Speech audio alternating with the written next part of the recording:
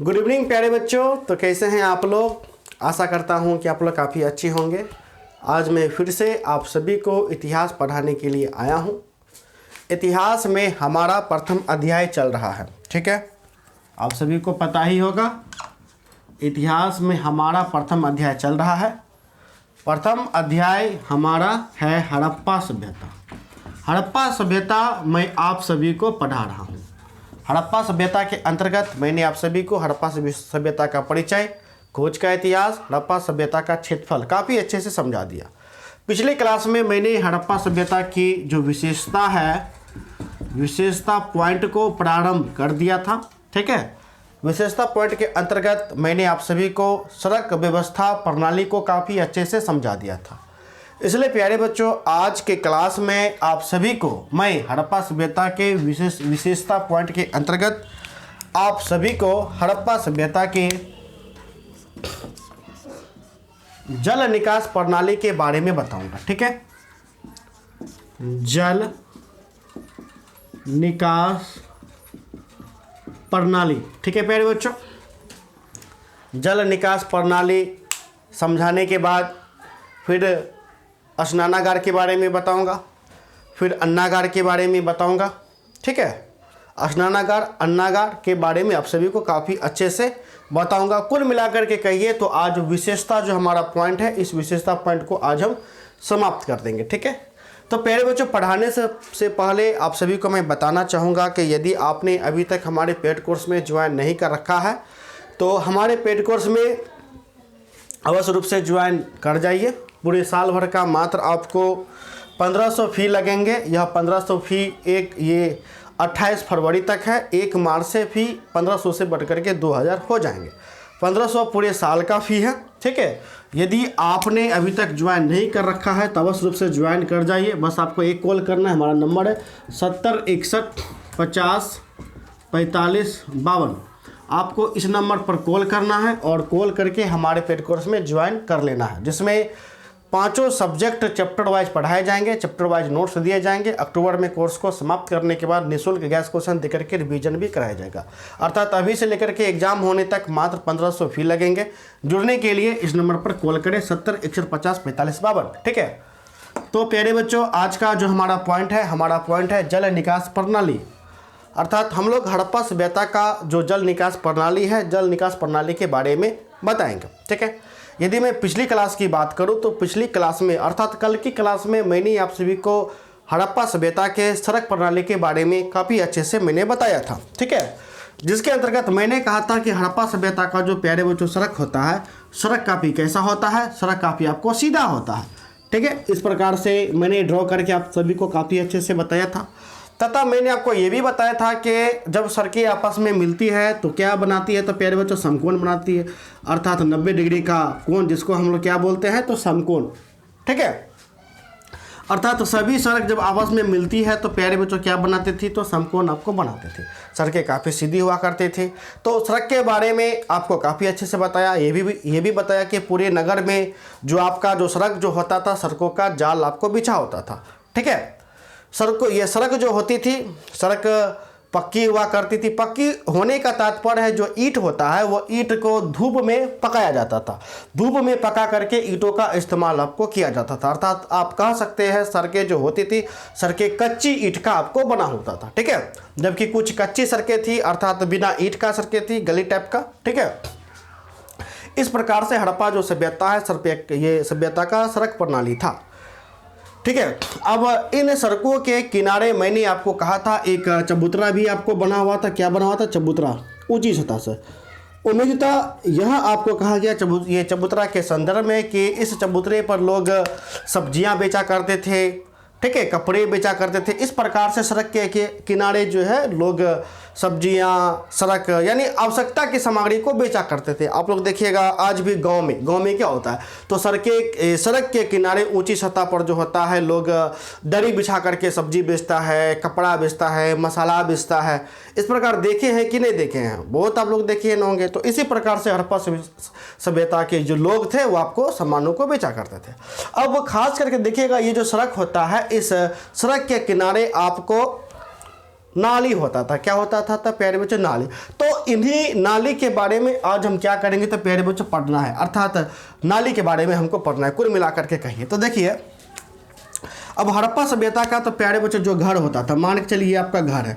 अब घर में जो भी पानी इस्तेमाल हुआ, हड़प्पा वासी जो भी पानी इस्तेमाल करते थे, चाहे नहाने के लिए इस्तेमाल करते हो, ठीक है, चाहे कपड़ा साफ़ करने के लिए, बर्तन साफ़ करने के लिए पानी ये इस्तेमाल करते हो, खाना बनाने के लिए इस्तेमाल करते हो, तो घर में देखिएगा कि पानी का बहुत ज़्यादा इस्तेमाल होता है। तो इस्तेमाल होने के बाद पानी क्या हो जाता है? पानी गंदा हो जाता है। तो घर का जो गंदा पानी होता था वो छोटी नाली से बहता था। छोटी नाली से घर का पानी जाता था मेजली नाली में। कौन सा नाली में? तो प्यारे बच्चों मेजली नाली में, यानी कि उससे बड़ा नाली में। और मेजली नाली का जो पानी होता था, मेजली नाली का पानी बड़ी नाली के माध्यम से वह शहर के बाहर पानी क्या होता था तो प्यारे बच्चों निष्कासन हो जाता था। ठीक है, अर्थात हड़प्पा सभ्यता में जो भी बड़े शहर थे, चाहे हड़प्पा हो, लोथल हो, कालीबंगा हो, मोहनजोदड़ो, उनमें देखा गया कि जितने भी घर है सभी घर का जो गंदा पानी है, गंदा पानी आपको छोटी नाली में गिरता था। छोटी नाली से गंदा पानी मेजली नाली में गिरता था। ठीक है, यानी उससे बड़ा नाली में, और उससे बड़ा नाली का जो गंदा पानी होता था सबसे बड़ा नाली में गिरता था। और सबसे बड़ा नाली से जो गंदा पानी है वह गंदा पानी बड़ी नाली के माध्यम से शहर के बाहर या तो नदी में गिरता था, या तो तालाबों में गिरता था, या तो कोई जंगल में जाकर के गंदा पानी का निष्कासन आपका होता था। तो इस प्रकार से जो गंदा पानी है, गंदा पानी का आपको निष्कासन होता था। ठीक है, ये तो हो गया निष्कासन का है ना, हो गया कि छोटी नाली से बड़ी नाली के बाद जो है जो भी गंदा पानी है वो शहर का वो आपको बाहर निकल जाता था। इसी क्रम में देखिएगा जब भी बरसात होता था तो बरसात में जो भी पानी आता था वो इन्हीं नालियों के माध्यम से बड़ी नाली को होते हुए जो पानी है वो शहर के बाहर आपको निकल जाया करते थे। ठीक है, चाहे वो नदी में गिरे, तालाब में गिरे, जंगल में गिरे। ठीक है, तो यहाँ तक हमको नहीं पढ़ना है। हमको क्या पढ़ना है? जो जल निकास प्रणाली का मेन क्या है? मेन यह है कि देखिएगा कि हम लोग जो है हमसे बेहतर हड़प्पा वासी थे। हमसे बेहतर क्या थे? हड़प्पा वासी थे। अर्थात हड़प्पा वासी 5 साल पुराने है कि नहीं? 5 साल पुराने। देखिए हड़प्पा वासी हम लोगों से काफ़ी ज़्यादा बेहतर थे। स्वच्छता के प्रति ये लोग काफ़ी ध्यान देते थे। कुछ भी करते थे तो स्वच्छता के प्रति काफ़ी ध्यान आपको देते थे। कैसे ध्यान देते थे आज हम आपको बताएंगे। ठीक है, देखिए हड़प्पा वासी जब भी नाली बनाया करते थे, मान के चले कि ये हम नाली बना रहे, ठीक है, तो नाली जब वो बना लेते थे तो नाली को वो क्या करते थे?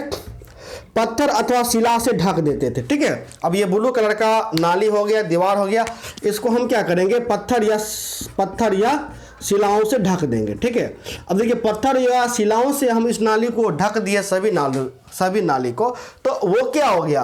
वो एक प्रकार से आपको सुरक्षित हो गया। ठीक है, दूसरा बात गंदगी नहीं फैलता है, और जब गंदगी नहीं फैलेगा तो बीमारी उत्पन्न आपको नहीं होगा। तो हड़प्पा सभ्यता में जितने भी शहर आपको निकले, ज़्यादातर शहर में सभी का सभी नाली क्या था? सभी का सभी नाली आपको पत्थर अथवा, ठीक है, पत्थर अथवा शिलाओं से ढका हुआ था। ठीक है, इससे क्या होता था कि जो बीमारी जो होता है वह बीमारी फैलने का खतरा बहुत कम हो जाता है। क्योंकि जब नाली में गंदा पानी इकट्ठा आपको रहता है तो नाली के माध्यम से क्या होता था? बहुत बीमारी का जन्म होता है। अब देखिएगा कि आज से 5000 वर्ष पूर्व पहले का लोग जो भी नाली बनाता था उस नाली को ढक देता था। ठीक है, इतना लोग जागरूक था स्वच्छता के प्रति। लेकिन आज हम देखते हैं कि मेरा जो शहर है समस्तीपुर के अंतर्गत मेरा शहर रोसड़ा पड़ता है। इस रोसड़ा में देखिएगा जितना भी नाली है सभी नाली खुला हुआ, यानी वो पत्थर या शिला से वो ढका हुआ नहीं है। अर्थात हम कह सकते हैं कि हम लोगों से बेहतर हड़प्पा वासी थे। ठीक है, नहीं थे? आप भी देखिएगा आपका जहां घर होगा, क्या आपका नाली शिला या पत्थर से ढका हुआ है? बहुत कम ढका होगा। अब ढकना सरकार ने प्रारंभ किया। अब जो भी नाली बनता है उसको सरकार ढक देती है। वो भी बहुत ढकती है, बहुत को नहीं ढकती है। ठीक है, तो हड़प्पा सभ्यता में क्या था कि जितना भी नाली होता था सभी नाली को पत्थर या शिलाओं से ये आपको ढक देता था। अतः हम कह सकते हैं कि हड़प्पावासी स्वच्छता के प्रति हमसे ज़्यादा, हम लोगों से ज़्यादा, अर्थात हमारी सभ्यता से ज़्यादा काफ़ी क्या थी, तो आपको जागरूक थे। ठीक है, इसके अलावा अब ऐसा नहीं कि हम नाली बना दिए, पत्थर से ढक दिए, अब कुछ नहीं करना, ऐसा नहीं था। नाली को समय समय पर साफ भी किया जाता था। नाली को प्यारे बच्चों क्या किया जाता था, तो समय समय पर साफ भी किया जाता था। समय समय पर साफ करने के लिए क्या था, तो आपको काफ़ी ज़्यादा ध्यान दिया जाता था। ठीक है, जैसे मान के चलिए एक समय में होता है कि नाली में काफ़ी कचरा आपको फंस जाता है, तो समय समय पर कचरे को निकाला जाता था। इस तरह हम कह सकते हैं कि हड़प्पावासी स्वच्छता के प्रति काफ़ी क्या थे, जागरूक थे। इस प्रकार हड़प्पा सभ्यता का जल निकास प्रणाली था। ये जो जल निकास प्रणाली है आपके एग्जाम में इस वर्ष भी पूछा गया है, 2021 के एग्जाम में भी पूछा गया है कि आपको इस प्रकार से था कि हड़प्पा सभ्यता के जल निकास प्रणाली पर क्या लिखे, तो टिप्पणी लिखे। इस प्रकार से प्रश्न आपको था। ठीक है, तो हड़प्पा सभ्यता का जल निकास प्रणाली को प्यारे बच्चों समझने में किसी भी प्रकार का आपको कोई दिक्कत नहीं। अब हम आगे बढ़ते हैं। हमारा जो पॉइंट है वो है स्नानागार। तो आपका देखिए प्रश्न किस प्रकार से बनेगा, एक बार हम फिर से बता देते हैं। हड़प्पा सभ्यता के जल निकास प्रणाली पर टिप्पणी लिखें, वर्णन करें, इस प्रकार से आपको रहेगा। तो उत्तर आपको कैसे देना है, उत्तर आपको देना है कि हड़प्पा सभ्यता एक विस्तृत शहरी सभ्यता थी। जल निकास प्रणाली का व्यवस्था क्या था, प्रचुर मात्रा में था। छोटी नाली का गंदा पानी मध्यम नाली में जाती थी और मध्यम नाली का गंदा पानी बड़ी नाली से होते हुए शहर के बाहर आपको निकल जाया करती थी। सभी नाली को पत्थर अथवा शिलाओं से ढक दिया जाता था तथा समय समय पर नालियों को साफ भी किया जाता था। ठीक है, इस प्रकार से 2 नंबर में लिख दीजिएगा, 2 का 2 नंबर आपको मिल जाएगा। ठीक है, तो हम आते हैं नेक्स्ट पॉइंट पे। हमारा जो नेक्स्ट पॉइंट है प्यारे बच्चों वह है स्नानागार। ठीक है, अब हम लोग स्नानागार को देखेंगे, अच्छे से स्नानागार को पढ़ेंगे। ठीक है,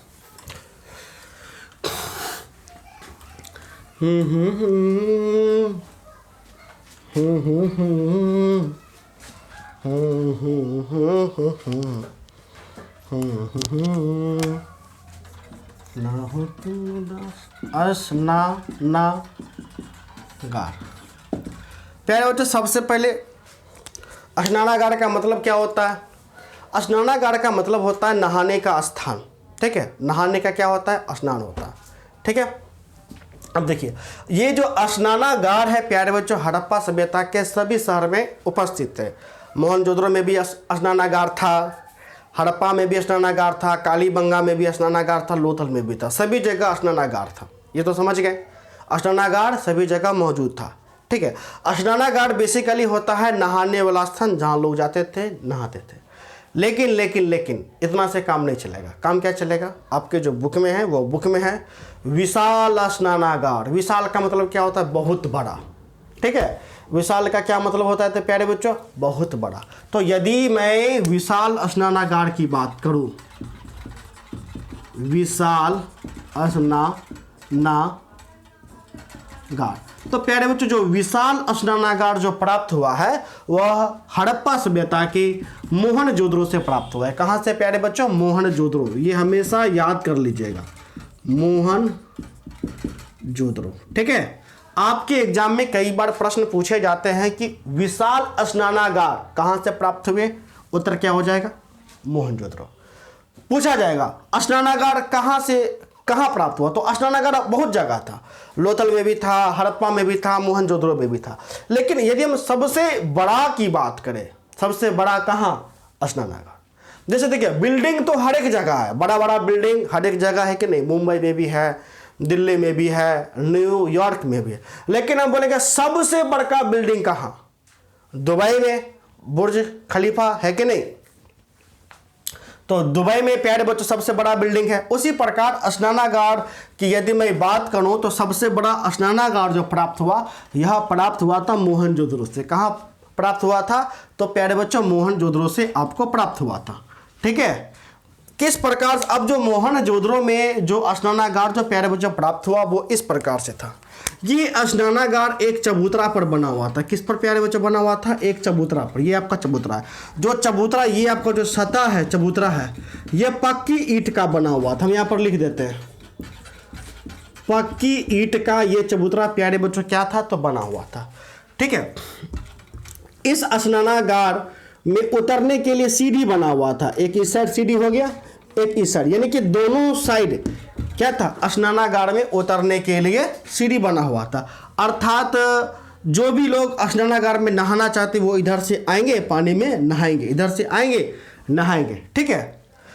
तो स्नानागार के दोनों साइड प्यारे बच्चों क्या बना हुआ था? तो सीढ़ी बना हुआ था। सीढ़ी के माध्यम से व्यक्ति स्नानागार में उतरते थे और स्नान किया करते थे, दोनों साइड से। ठीक है। यदि मैं स्नानागार की लंबाई की बात करूं तो स्नानागार का जो लंबाई ये जो था प्यारे बच्चों, ये था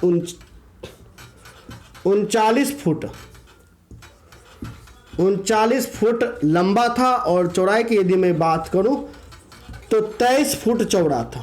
ठीक है। कितना फुट? तो आपको 23 फुट चौड़ा था। यदि मैं गहराई की बात करूं कितना गहरा, तो ये 8 फुट गहरा था। ठीक है। 39 फुट लंबा, 23 फुट चौड़ा, 8 फुट गहरा, ये स्नानागार था। ठीक है। समझ गए? लंबाई कितना? 39 फुट, चौड़ाई कितना? 23 फुट, गहरा कितना? 8 फुट।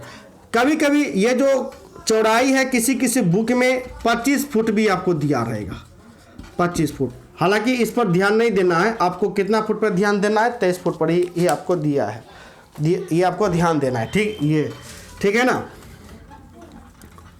चलिए ठीक। आपके एसबीपीडी पब्लिकेशन बुक में जो नया वाला आप खरीदे होंगे 25 फुट आपको चौड़ा आपको दिया होगा। ठीक है। अब देखिए स्नानागार में क्या था? नहाने का स्थान था। यहाँ क्या था? तो लोग मतलब कि पानी होना चाहिए। तो उस समय तो चापाकल तो नहीं था, मोटर तो नहीं था, तो पानी कैसे भरा जाएगा? तो स्नानागार में पानी भरने के लिए बगल में कुआं बनाया गया था। क्या बनाया गया था प्यारे बच्चों? बगल में कुआं, ये बना दिए कुआं। अब इस कुएं के माध्यम से स्नानागार में पानी दिया जाता था, यानी कुआं से पानी निकला स्नानागार में दिया जाता था, जिससे क्या होता था कि स्नानागार में पर्याप्त पानी रह सके।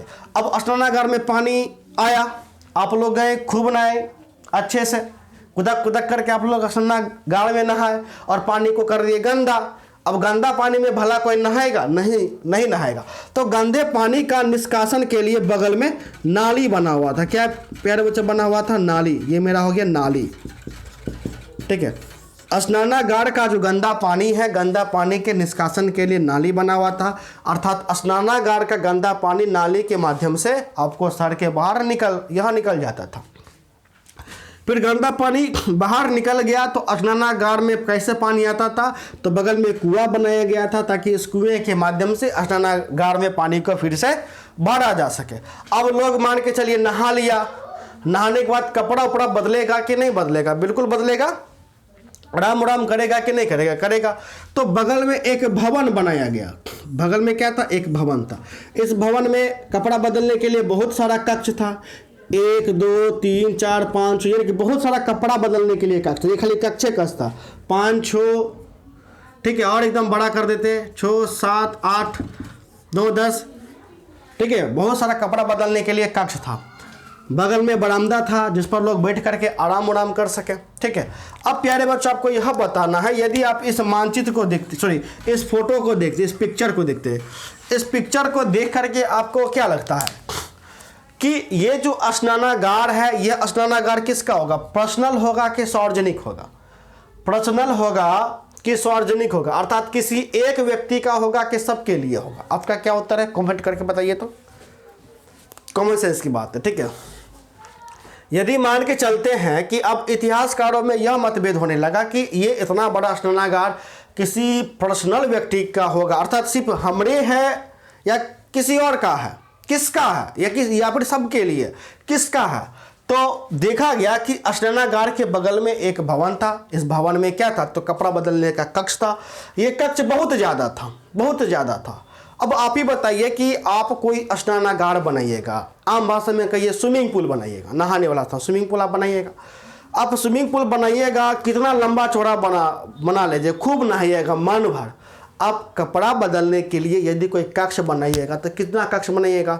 एगो, दूगो, बहुत करिएगा तो 3 गो बनाइएगा। 3 से ज़्यादा बनाइएगा आप नहीं बनाइएगा, क्योंकि आपका परिवार का संख्या कितना होगा? बहुत करिएगा तो 10 गो, 12 गो, 13 गो इतना होगा।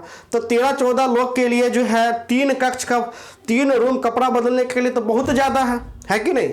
अब यदि कपड़ा बदलने का रूम बहुत ज़्यादा मिले, 15 से ज़्यादा मिले, 20 से ज़्यादा मिले, इसका क्या मतलब है?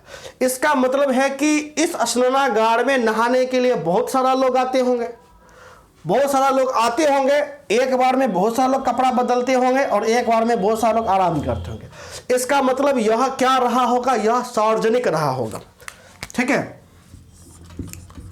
सार्वजनिक रहा होगा, ठीक है। अर्थात हम कह सकते हैं कि इनके आधार पर, बहुत सारे कक्ष के आधार पर, ये जो स्नानागार है, विशाल स्नानागार, यह विशाल स्नानागार कैसा था? सार्वजनिक था। सार्वजनिक का मतलब होता है सबके लिए, आम भाषा में कहिए तो सरकारी संपत्ति, ठीक है। अर्थात सबको आओ, नहाओ वहाओ और नहा धो करके चले जाओ, ठीक है। अब बताइए ये विशाल स्नानागार, क्या इतना तो पता चल गया? यदि आपके एग्जाम में रहे मोहनजोदड़ो का विशाल स्नानागार का स्वरूप कैसा था, पर्सनल था कि सार्वजनिक था, तो उत्तर क्या हो जाएगा? सार्वजनिक था, यानी सबके लिए था, सरकारी टाइप का था, ठीक है। अब आप ही बताइए कि बहुत सारे लोग इकट्ठा कैसे होते होंगे? तो कहा गया कि ये जो स्थल जो रहा होगा कि यहाँ लोग विशेष अवसरों पर आते थे। किस पर आते थे? विशेष अवसर पर। विशेष अवसर पर लोग यहाँ आते होंगे, स्नान करते होंगे और फिर चले जाते होंगे। विशेष अवसर देखिए क्या होता है, जैसे प्यारे बच्चों हम आपको बताते हैं, इलाहाबाद का तो नाम सुने हैं, जिसका नाम चेंज करके प्रयागराज आपको कर दिया गया। कुंभ का मेला में करोड़ लोग जाते हैं कि नहीं जाते नहाने के लिए? करोड़ लोग जाते हैं। तो कुंभ का मेला में अब ऐसा नहीं है कि कुंभ का मेला प्रत्येक दिन होता है, किसी विशेष अवसर होता है, कोई विशेष समय होता है, उस समय में लोग जाते हैं, एक साथ नहाते हैं, करोड़ों लोग एक साथ नहाते हैं और फिर जाकर के निकल जाते हैं, ठीक है। अर्थात आस्था से जुड़ा हुआ है कि नहीं जुड़ा हुआ है? आप लोग देखिएगा कि अभी भी समाज में जब कार्तिक का महीना आता है तो लोग कार्तिक महीने में नदी भोरे भोर उठ करके जाता है नहाने के लिए, या बगल में तालाब रहता है, तालाब जाता है नहाने के लिए, उस समय वहाँ देखिएगा तो बहुत भीड़ हो जाता है। इसी प्रकार हड़प्पा सभ्यता में कोई आस्था का कोई आस्था रही होगी, जिनके कारण लोग एक समय में यहाँ बड़ी मात्रा में एकत्रित होते होंगे और लोग यहाँ एक साथ नहाते होंगे उस दिन और एक साथ कपड़े बदलते होंगे, तो जिस कारण यहाँ पर काफ़ी ज़्यादा भीड़ आपको लगी होगी, ठीक है। तो इस कारण से, इस हिसाब से इस स्नानागार को एक विशेष अवसर के लिए इस स्नानागार को बनाए होंगे, ठीक है। तो प्यारे बच्चों, यह रहा आपका मोहनजोदड़ो का विशाल स्नानागार, ठीक है। तो उम्मीद है कि स्नानागार को समझने में आपको किसी भी प्रकार का कोई दिक्कत नहीं। अभी मैंने बताया स्नानागार और विशाल स्नानागार में अंतर। स्नानागार हर एक जगह था, नहाने वाला हड़प्पा, मोहनजोदड़ो सब जगह था, लेकिन सबसे बड़ा स्नानागार जिसको हम क्या बोलेंगे? विशाल स्नानागार, या सबसे बड़ा विशाल स्नानागार कहाँ पाया गया? मोहनजोदड़ो में आपको पाया गया। आपके एग्जाम में कई बार प्रश्न आपको पूछे जाएंगे ऑब्जेक्टिव तौर पे कि विशाल स्नानागार कहाँ से प्राप्त हुआ? उत्तर क्या हो जाएगा? मोहनजोदड़ो, ठीक है। विशाल स्नानागार कैसा था? तो आपको सार्वजनिक था, अर्थात सबके लिए था, ठीक है। और सबसे बड़ी बात, इस चीज को देख करके जो इतिहासकार है, इतिहासकार ने कहा कि यह हड़प्पा सभ्यता का अद्वितीय नमूना है। कॉपी में नोट करके लिख लीजिए, यह क्या है? यह अद्वितीय नमूना है। अद्वितीय नमूना का मतलब होता है आश्चर्यजनक, ठीक है। इतिहासकार ने जो है इस विशाल स्नानागार को तत्कालीन विश्व का अद्वितीय नमूना माना, अर्थात उस समय का अद्वितीय नमूना माना, अर्थात आश्चर्यचकित यह नमूना माना। जैसे देखिए भारत का अद्वितीय नमूना क्या है? तो प्यारे बच्चों, विश्व भर में भारत के पास बस एक ही अद्वितीय नमूना है। वह एक अद्वितीय नमूना है भारत का ताजमहल। ताजमहल को हम क्या कहते हैं? अद्वितीय नमूना कहते हैं, अर्थात आश्चर्यजनक कहते हैं कि नहीं कहते? आपने सुना होगा कि पूरे दुनिया भर में आश्चर्यजनक कितना है? तो 7 है, जिसमें से एक भारत के भी पास है, भारत का ताजमहल। उसी प्रकार इतिहासकार ने कहा कि उस समय तत्कालीन आज से 5000 वर्ष में यदि कोई अद्वितीय नमूना रहा होगा, वह कौन होगा? तो हड़प्पा सभ्यता का विशाल स्नानागार आपको रहा गया। इसलिए इस विशाल स्नानागार को क्या कहा गया? तो अद्वितीय नमूना भी कहा गया, ठीक है। तो इसको प्यारे बच्चों समझने में कोई दिक्कत नहीं, ये भी आपका ऑब्जेक्टिव आपका क्लियर आपका हो गया। आपके प्रश्न भी आएगा, निम्नलिखित में से कौन सा सिंधु घाटी सभ्यता का अद्वितीय नमूना माना जाता है? विशाल स्नानागार, अन्नागार, जल निकास प्रणाली। तो उत्तर क्या हो जाएगा? विशाल स्नानागार। ठीक है, अब स्नानागार प्यारे बच्चों कैसा, ये किस प्रकार से बना हुआ था? तो जाहिर सी बात है विशाल स्नानागार एक चबूतरा पर बना हुआ था। चबूतरा पक्की ईंट का बना होता था। ठीक है, विशाल स्नानागार का जो लंबाई था वो 39 फुट था, जबकि चौड़ाई 23 फुट था और गहराई 8 फुट था। ठीक है, हालांकि यह डाटा आपके एग्जाम में नहीं आता है, लेकिन आपको लिखना है। ठीक है, विशाल स्नानागार के दोनों तरफ सीढ़ियां बनी हुई थी, जिससे लोग जो है श्री ये स्नानागार में उतर करके नहा सके। स्नानागार के बगल में कुआं बना हुआ था, जिससे स्नानागार में निरंतर पानी भरा जा सके।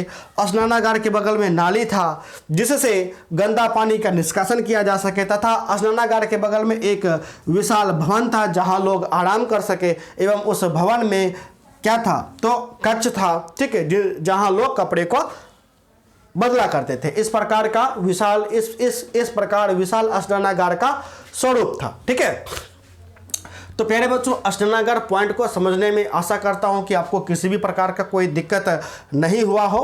इसलिए अब हम आते हैं नेक्स्ट, हमारा जो पॉइंट है अन्नागार। अब हम अन्नागार को काफ़ी अच्छे से आप सभी को बताएंगे। ये सभी पॉइंट नोट नहीं किए हैं तो आप लोग अच्छे से कर लीजिए। ठीक है, मेरे दिलबर मेरे जानम। प्यारे बच्चों आप सभी को समझ में आ रहा है कि नहीं आ रहा है? कमेंट करके आप लोग अवश्य रूप से बताइए। ठीक है, आप लोग बताइएगा तभी तो हम जानेंगे ना कि आप लोग समझ रहे हैं कि नहीं समझ रहे हैं। ठीक है, अन्नागार।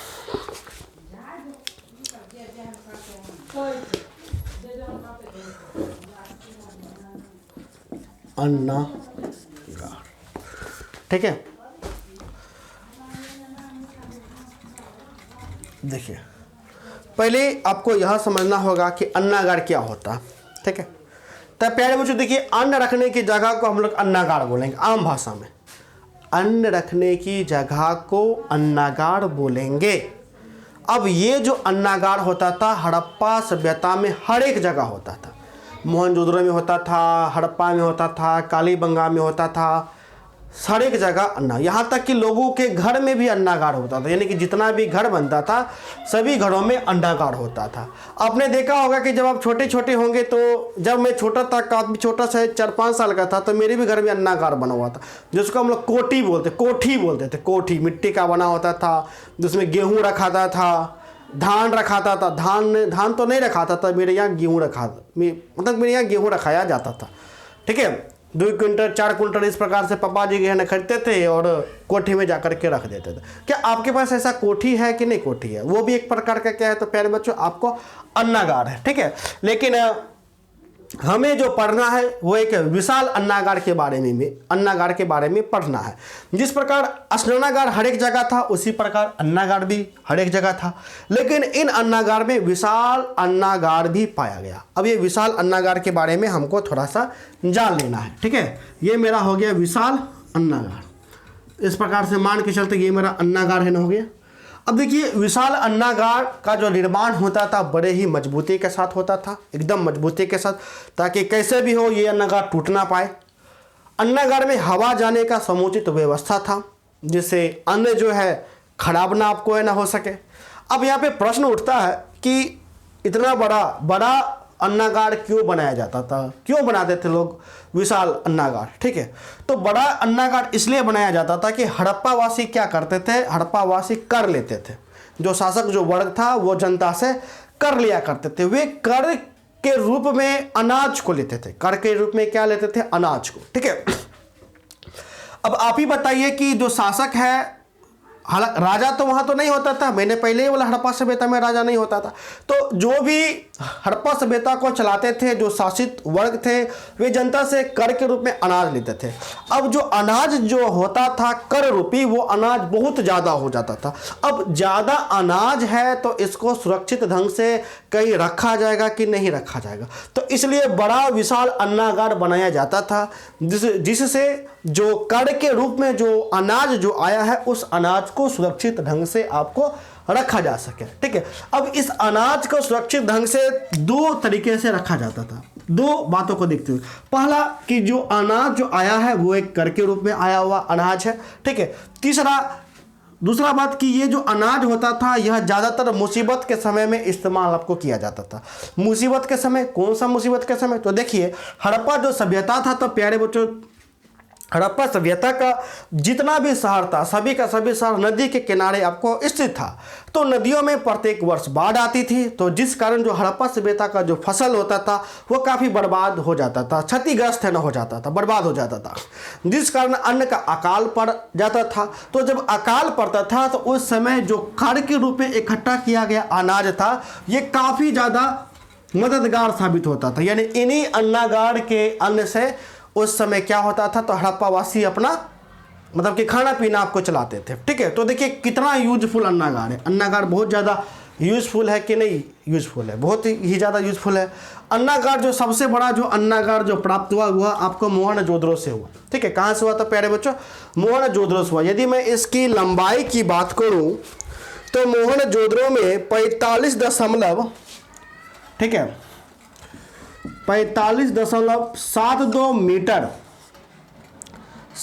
मीटर लंबा, ठीक है, अन्नागार था, जिसका चौड़ाई था 22 चौड़ाई कितना था? 22.800 मीटर। ठीक है, और ये जो अन्नागार जो प्यारे बच्चों मिला था, ये अन्नागार कहाँ मिला था? तो प्यारे बच्चों ये अन्नागार मोहनजोदड़ो में मिला था। जो मोहनजोदड़ो में जो अन्नागार जो विशाल जो मिला था वह 45.72 मीटर लंबा था और 22.800 मीटर प्यारे बच्चों क्या था? तो आपको चौड़ा था। ठीक है, इसमें धान ज़्यादा आपको रखे है ना जाते थे। क्या रखे जाते थे? धान रखे जाते थे। ठीक है, उसके बाद क्या था? तो एक ही साइड लगातार 6 कतार में आपको अन्नागार देखने को मिला था। कितना अन्नागार मिला था? तो प्यारे बच्चों 6 अन्नागार आपको हड़प्पा सभ्यता में आपको मिले थे। ठीक है, तो आशा करता हूं कि अन्नागार आपको काफ़ी अच्छे से समझ में आया होगा। अन्नागार मूल रूप से अन्न रखने का जगह था। सबसे बड़ा अन्नागार मोहनजोदड़ो में पाया गया। अन्नागार में जो अन्न रखा जाता था, जो विशाल अन्नागार, वो कर के रूप में लिया गया जो अन्न होता था वो रखा जाता था। ठीक है, तो प्यारे बच्चों आशा करता हूं कि आज का क्लास आपको काफ़ी अच्छे से समझ में आया हो। नेक्स्ट क्लास में हम लोग देखेंगे आगे जो हमारा जो मेन जो टॉपिक है उनको हम लोग पढ़ेंगे। तो यदि आपने अभी तक हमारे पेड कोर्स को ज्वाइन नहीं कर रखा है तो अवश्य रूप से ज्वाइन कर लीजिए। पूरे साल का मात्र 1500 फी लगेंगे फरवरी तक। अत्यधिक जानकारी के लिए आप हमें कॉल कर सकते हैं। हमारा नंबर है 70 150 45 52। धन्यवाद।